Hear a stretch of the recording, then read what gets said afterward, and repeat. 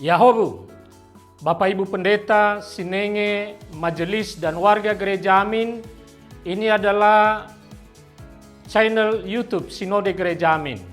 Karena itu, bagi yang mencintai Gereja Amin, tontonlah, subscribe, like, dan bagikan. Gereja Amin yang tangguh, mandiri, dan peduli. Tuhan Yesus memberkati.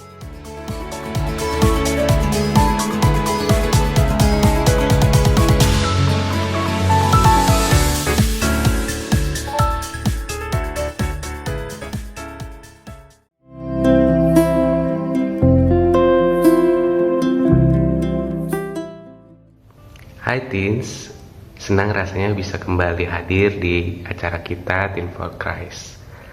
Hari ini kita akan bersama-sama merenungkan ayat kita dari Amsal 4 ayat 23. Tapi sebelum itu mari kita berdoa. Tuhan Allah Bapa kami yang bertata di dalam kerajaan surga, sungguh kami ingin mengingat kasih Tuhan di dalam kehidupan kami. Engkaulah yang terus merawat kehidupan kami melalui firman Tuhan. Tuhan, kami ini adalah manusia yang terbatas. Kiranya Tuhan membimbing kami melalui kuasa Roh Kudus, sehingga kami dapat mengerti maksud Tuhan melalui firman Tuhan yang akan disampaikan sebentar lagi.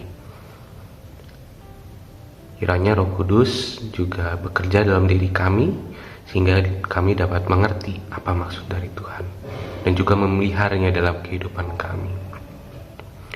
Inilah doa kami Tuhan, dalam nama Yesus Kristus, Tuhan kami yang hidup. Amin. Ya, mari kita baca bersama Amsal 4 ayat 23. Jagalah hatimu dengan segenap kewaspadaan, karena di sanalah terpancar kehidupan. Teens, dampak pornografi pada remaja itu sangat serius, baik secara mental, emosional, maupun spiritual. Di usia remaja, otak dan pembentukan identitas diri masih berkembang, sehingga paparan dari pornografi ini dapat membentuk pola pikir dan kebiasaan yang nantinya akan merusak dalam jangka panjang. Setidaknya ada 2 pengaruh negatif yang akan kita alami karena terpapar pornografi. Yang pertama, kecanduan dan ketergantungan. Pornografi merangsang dopamin kita, hormon kenikmatan yang ada di otak.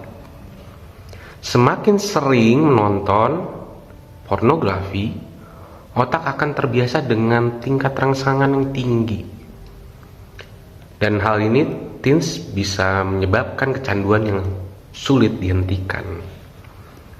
Yang kedua adalah pornografi memberi gambaran yang tidak realistis tentang seks, tentang cinta, tentang relasi. Kamu akan melihat orang lain sebagai sebuah objek, bukan sebagai pribadi yang layak dicintai dan dihormati. Selain 2 hal itu, masih banyak pengaruh lain yang akan muncul, seperti gangguan emosional, sulit mengontrol emosi dan mental, serta juga tentunya kita menjauhkan diri dari Tuhan. Nah, Amsal yang kita baca hari ini memberi nasihat untuk mencari hikmat supaya memperoleh pengertian, teman-teman. Kamu diminta untuk menjaga hatimu dengan segala kewaspadaan. Godaan untuk jatuh dalam pornografi akan hadir dalam banyak cara. Kamu harus mampu menolak dan memutuskan untuk menjaga hati agar tidak terpapar dengan pornografi, apalagi sampai mengalami ketergantungan terhadap pornografi.